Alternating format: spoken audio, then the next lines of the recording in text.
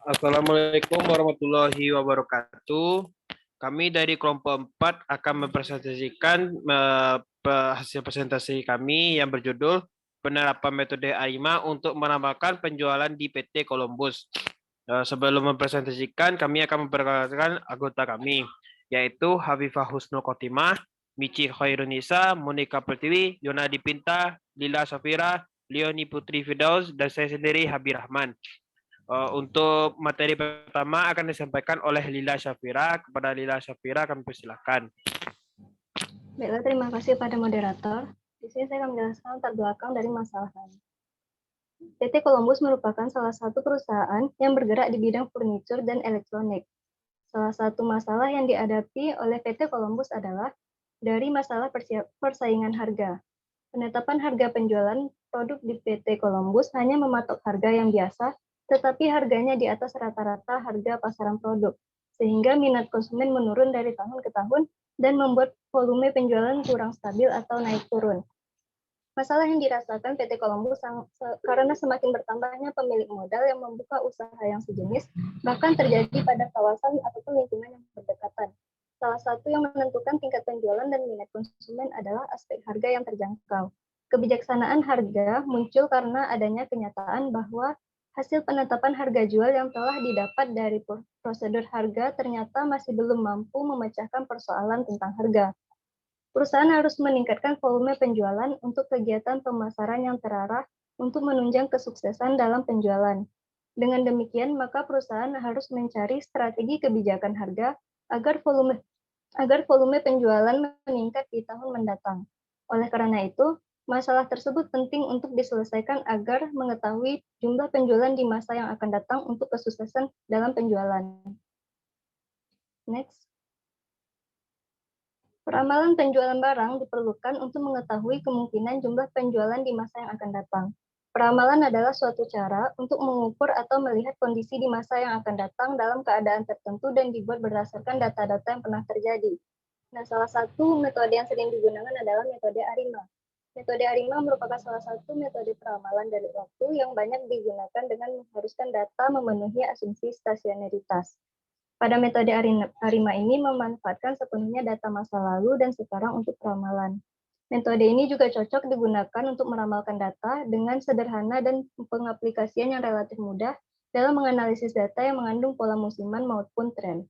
Penelitian ini dilakukan untuk mengetahui model peramalan terbaik pada metode ARIMA serta mengetahui hasil peramalan metode tersebut, sehingga diperoleh model terbaik. Ya, sekian dari saya kembalikan ke moderator. Terima kasih kepada Lila Safira. Untuk selanjutnya, materi selanjutnya akan dipresentasikan oleh Michi. Kepada Michi kami persilahkan. Baiklah, selanjutnya itu dasar teori. Karena judul dari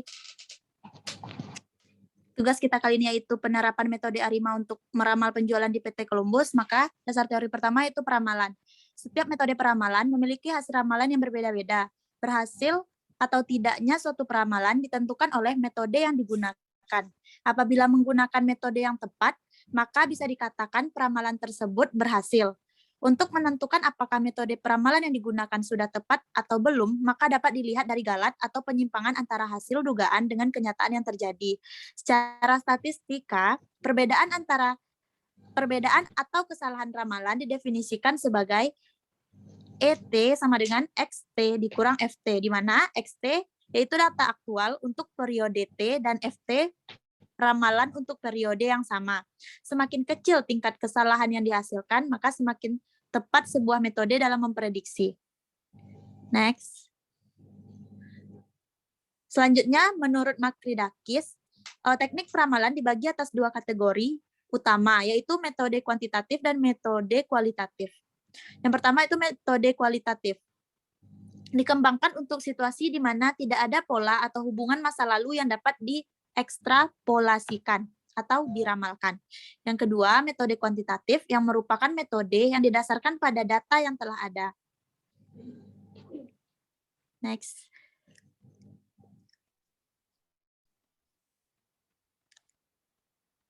Metode kuantitatif dapat diterapkan bila terdapat 3 kondisi berikut, yaitu tersedia informasi tentang masa lalu, informasi tersebut dapat dikuantitatifkan dalam bentuk data numerik, lalu dapat diasumsikan bahwa beberapa aspek pola masa lalu akan terus berlanjut di masa yang akan datang. Dikembalikan kepada moderator. Terima kasih kepada Michi Karnisa. Untuk penjelasan selanjutnya akan dijelaskan oleh Yona Dipinta. Kepada Yona kami persilahkan. Terima kasih kepada moderator. Selanjutnya jenis-jenis plot data.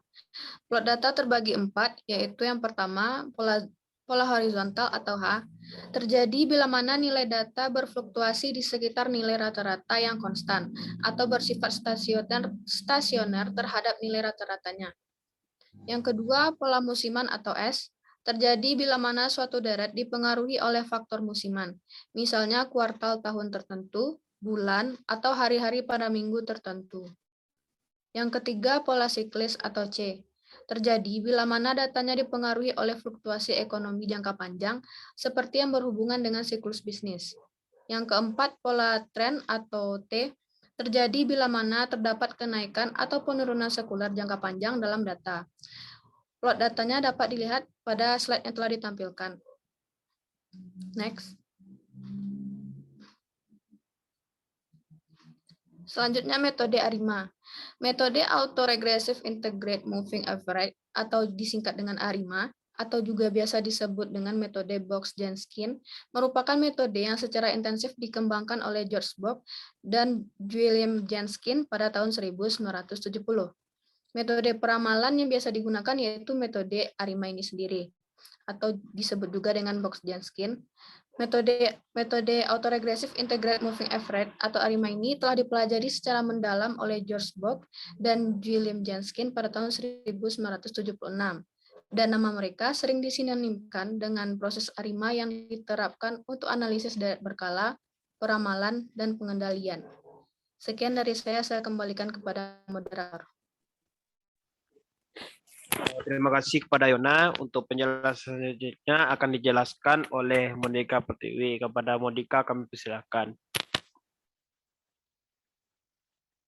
Berikutnya yaitu langkah-langkah penerapan ARIMA. Yang pertama yaitu identifikasi model. Model ARIMA hanya dapat digunakan untuk deret waktu yang stasioner. Oleh karena itu, hal pertama yang dilakukan adalah menyelidiki apakah data deret waktu sudah stasioner atau belum. Jika deret data belum stasioner, yang harus dilakukan adalah memeriksa apakah pembedaan atau differentiating beberapa data akan stasioner. Berikutnya, identifikasi ACF atau PACF. Pada tahap ini ditentukan jumlah nilai lag residual atau Q dan nilai lag dependent atau P yang digunakan dalam model. Alat utama yang digunakan untuk mengidentifikasi Q dan P adalah ACF atau PACF. Dan korelogram yang menunjukkan plot nilai ACF dan PACF terhadap lag. Koefisien autokorelasi parsial mengukur tingkat keeratan hubungan antara XT dan XT kurang K. Sedangkan pengaruh dari timelapse 1, 2, 3 sampai seterusnya sampai K di tabel berikutnya. Next.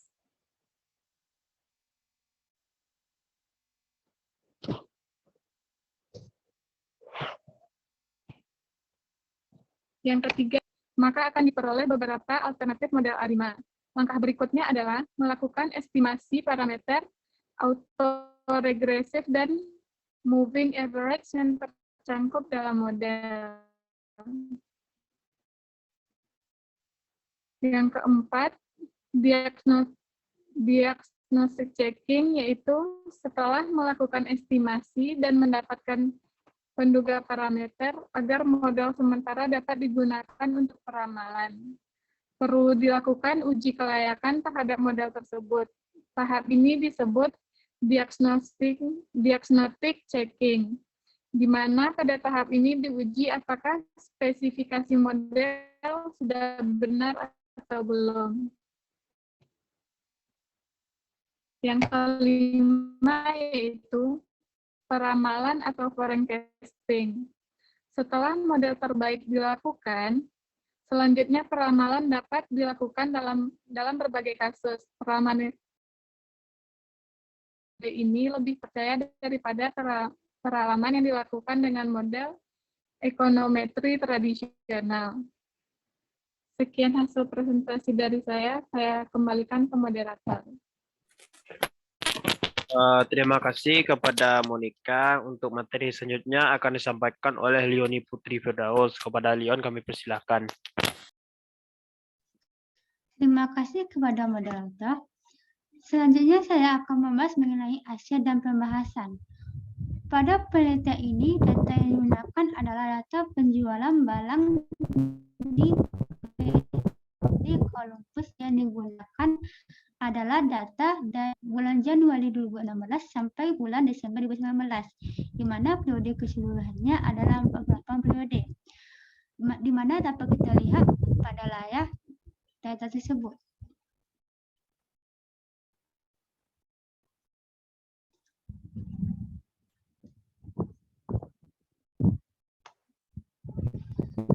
Pengolahan data ini pada penelitian ini menggunakan software A. Adapun langkah-langkahnya adalah sebagai berikut. Yang pertama, membuat plot data. Langkah pertama dalam membuat plot data adalah input data. Pastikan datanya sudah terurut dari Januari 2016 sampai September 2019, di mana kita dapat kita lihat di layar. Yang selanjutnya adalah kita membuat plot data /ACF dan PACF, di mana parameternya dapat kita lihat pada layar. Setelah itu akan muncul plot seperti berikut. Plot data time series, gambaran 5 untuk plot data time series, gambaran 6 untuk plot ACF, dan gambar 7 untuk plot PACF. Dari plot di atas, terlihat bahwa data belum stasioner karena data tidak berada di sekitar nilai rata-rata. Dapat kita lihat pada gambar tersebut. Yang kedua, kestasioneran data. Untuk melihat kestasioneran data dapat dilakukan dengan tes augmented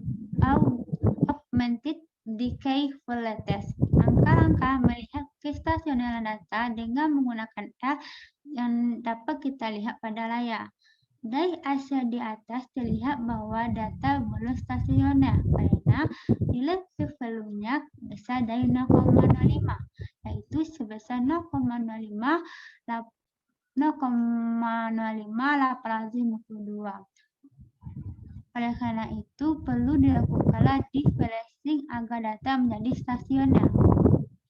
Yang ketiga, differencing data. Berikut langkah-langkah dalam melakukan differencing data.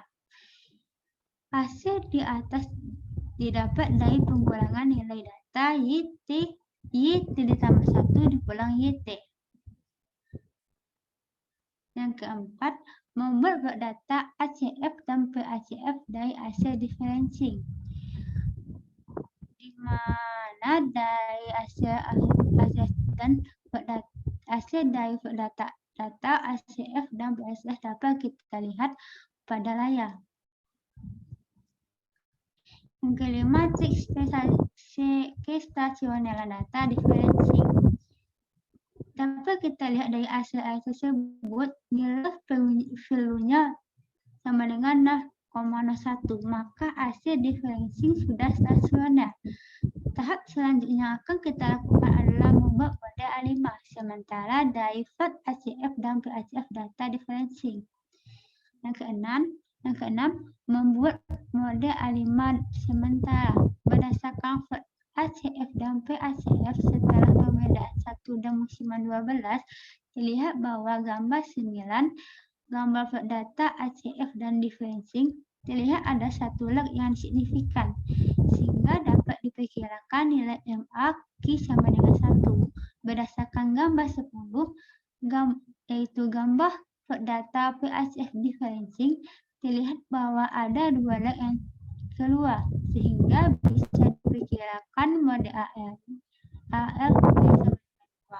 dan karena differencing hanya dilakukan satu kali, maka nilai D sama dengan 1. Maka didapatkan model A5 sementara, yaitu A5 2,1,1 di mana ses dan sebenarnya adalah 1,1,1 dengan periode 12. Saya kembalikan kepada moderator. Terima kasih kepada Leon. Untuk materi selanjutnya akan dijelaskan oleh Hafifah Husnul Khotimah. Kepada Hafifah kami persilahkan. Terima kasih kepada moderator. Langkah selanjutnya adalah yang ketujuh, overfitting.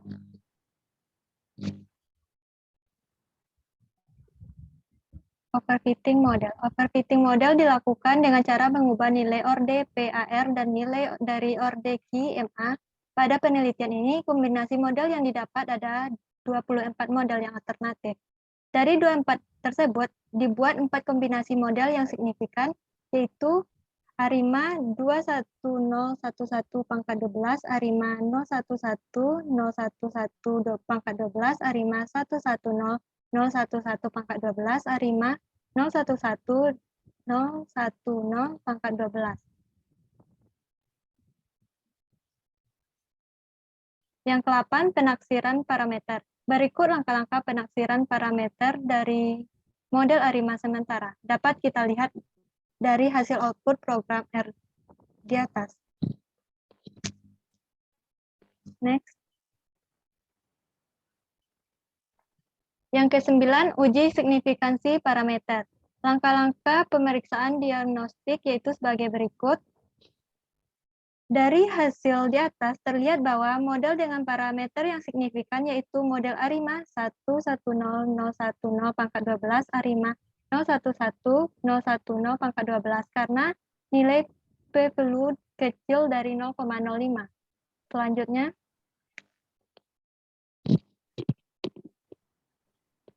yang ke-10, pemeriksaan diagnosis. Langkah-langkah dari pemeriksaan diagnosis sebagai berikut. Dapat kita lihat pada hasil output program ini. Berdasarkan hasil pemeriksaan tersebut terlihat bahwa model sementara yang memiliki p-value yaitu terbesar ARIMA 011 pangkat 12. Jika menggunakan alfa sama dengan 0,05, maka dapat disimpulkan bahwa model telah layak digunakan untuk dijadikan kandidat model terbaik. Untuk memilih salah satu model terbaik yaitu menggunakan perbandingan akurasi prediksi berdasarkan nilai MAPE. Selanjutnya, uji residual. Langkah-langkah uji residual atau nilai MAPE sebagai berikut. Berdasarkan nilai MAPE di atas, terlihat bahwa model sementara ARIMA yaitu 011 pangkat 12 memiliki nilai terkecil yaitu 12,09189.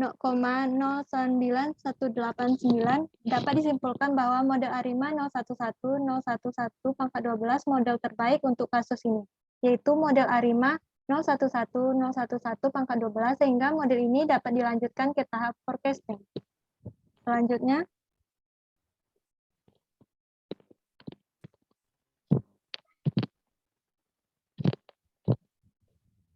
tahap peramalan. Langkah-langkah peramalan penjualan untuk 12 bulan yang akan datang dapat kita lihat berikut hasil prediksi forecasting-nya. Dan kita lihat bahwa dari grafik tersebut, PT Columbus untuk 12 yang akan datang mengalami fluktuasi setiap tahunnya. Setiap bulannya. Terima kasih, saya kembalikan kepada moderator. Terima kasih kepada Husnul Khotimah. Dari presentasi yang teman saya sampaikan, itu berdasarkan hasil penelitian dan pembahasan dapat diambil kesimpulan, yaitu modal ARIMA yang diperoleh dari analisis terhadap data penjualan barang di PT Columbus adalah model ARIMA 011/12 sebagai berikut. Dan inilah bentuk rumus yang kami dapat. Selanjutnya, hasil ramalan penjualan barang di PT Columbus dari Januari 2020 sampai dengan Desember 2020 adalah dapat ditampilkan bentuk tabel berikut ini. Ini dan sekian presentasi kami dari kelompok 4. Kalau ada kritik, saran, dan pertanyaan, tolong tulis di kolom komentar. Dan kalau ada kata-kata yang salah, mohon dimaafkan. Saya akhiri dengan Assalamualaikum warahmatullahi wabarakatuh. Waalaikumsalam warahmatullahi wabarakatuh.